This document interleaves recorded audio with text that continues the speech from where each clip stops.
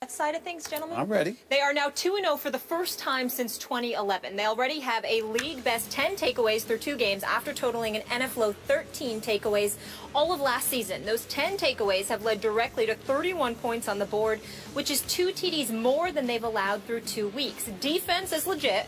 Brandon Marshall, Eric Decker putting in work. Stephen A., how far does Gangrene go? I got to tell you something. I have them as my wild card going to the playoffs, and I'll stick to that. I'm still not overly impressed with the Jets' offense. I need to see more.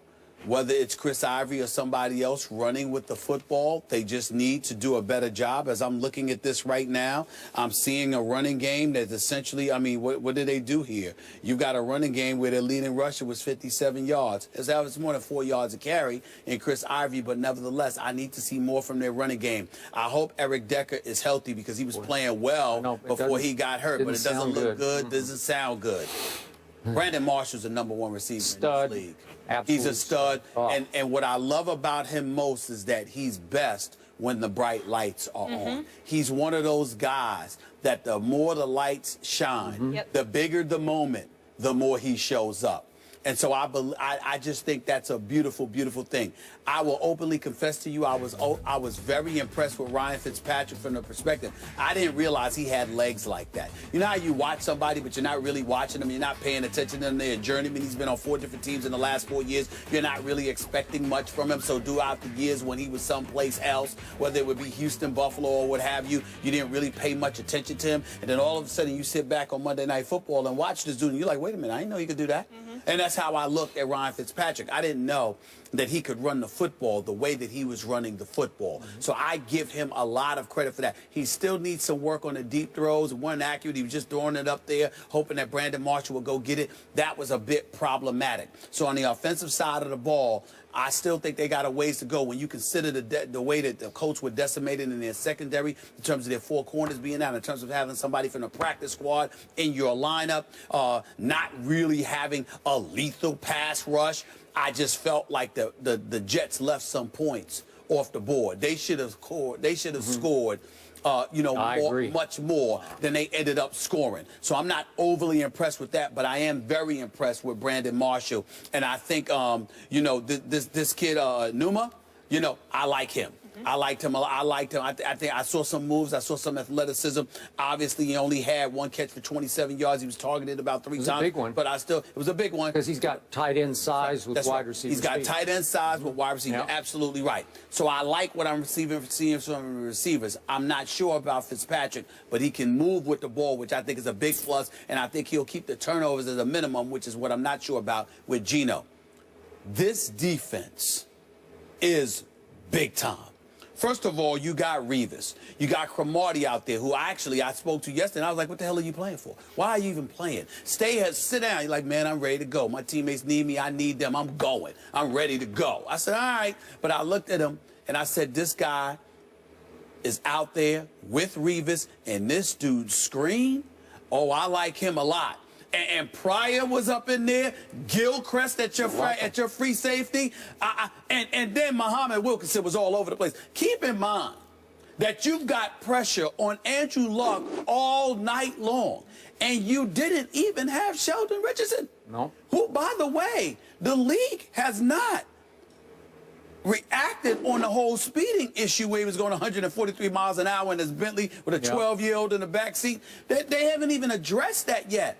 The Jets, all they know is that he's out for 4 games. He could very well, who knows what could happen. So if the league doesn't address it, or they say, all right, make sure, you know, you don't let it happen again, and they move on because you're already going for 4 games. If this dude comes back after 4 games with the defense we're already seeing, I'm asking this question. How are you scoring on the Jets? I'd really, really like to know that, because they can get pressure on you and the secondary can lock you down. How are you scoring on these New York Jets? I don't know the answer to that question. So for me, when I look at the Jets, I'm very their defense is elite. Their offense is suspect. It's a question mark, but I still think they're a team to watch to make the playoffs. I'm going to stick with them as my wild card. Are they a threat to win the conference? I think anytime you have an elite defense, you're a threat. And I'll tell you why. Much respect to Trent Dilfer for bringing up this point. That's how he won a Super Bowl.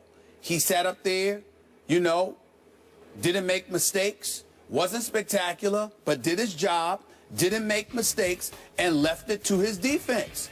Can Ryan Fitzpatrick do that with a Brandon Marshall? Hopefully Eric Decker will come back with the new one and what have you. Can he do that? If they can do that, anything's possible. Anything's possible. I think the bottom line is you can't look at the Jets and say they have no chance. With a defense like that, you always have a chance. Better than the Bills? Jets better than the Bills, Skip? The New York Jets will go as far as Ryan Fitzpatrick takes them, and it won't be far enough. I picked the Bills to be the wild card, obviously coming out of the same division, because I think the defenses are about a dead heat between Bills and Jets, and I agree with everything you just said. But the Bills are no joke either, though Tom Brady made them look laughable.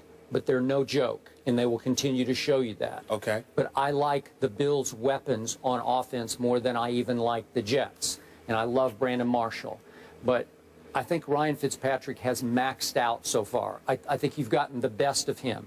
He will occasionally throw it to the wrong team. And I think you'll see more. What is he now? He's 4 touchdowns to 2 interceptions. Yep. Pretty good. He's been very good. Better than I thought he would be. He's capable of doing that because he started so many. What's he up to? I've lost track now. It's like 75 starts in the NFL. Okay. That's a lot of game experience. So I think they went with the right guy. I would take him over Geno just to at some point become that game manager that you need, as you talked about. But in the end, Tyrod Taylor with Sammy Watkins and LaShawn and, you know, all the rest of them, they put up 32 on Belichick's defense. That was impressive to me. They almost got back in that game. They are explosive on offense, and the Jets will never be accused of being explosive on offense. Just to get to your point to help you out here, Ryan Fitzpatrick has 91 starts. 91 starts. Career. He's 35, 55. And 1. Okay. He's been with a lot of bad teams. He had a couple of nice little runs. He had a good run in Buffalo under Chan Gailey for a while. Then he got his big contract, and he didn't have such a good run. Yep. Okay. He's capable, but is he capable of doing it when it really matters? I'm going to give a slight edge to the Bills, and I'm going to say that the Jets just missed the playoffs. More like 9-7 to 10-6. Okay. All right. Well, I guess for me, I just look at the New York Jets from the perspective of what is their schedule going to be, who they're playing up against. We know they've got Miami. We know they've got Buffalo. We know they have New England. Twice. So it's going to be twice. So it's going to be pretty tough for them to compete against They've got a teams. late at Dallas on a Saturday night. I will tell you this.